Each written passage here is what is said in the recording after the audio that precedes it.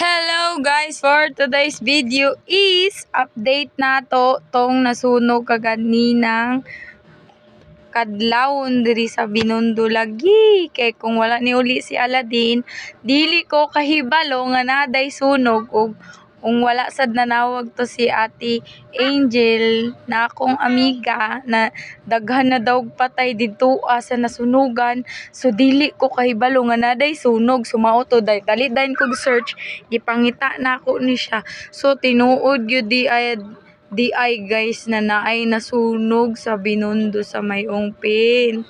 Ayan guys, ilabas na daw na nila yung mga nasunog dyan. 11 daw kabuok guys. Luoy kaayo no.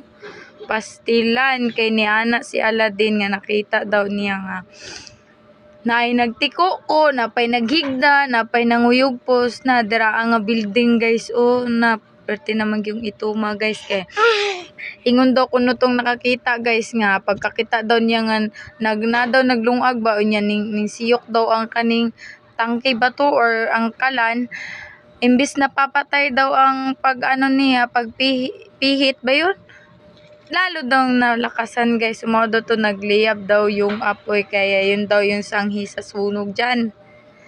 Yun ang sanhi ng sunog. Ayan, kaya maraming na-trap guys kasi sabi nga nila naka drills ba o grills, hindi ko alam yun guys. Basta yung mga bintana daw may mga bakal kasi nga daw protection magnanakaw. Ngayon pag naisunog, kaya pag may sunog guys hindi agad makalabas.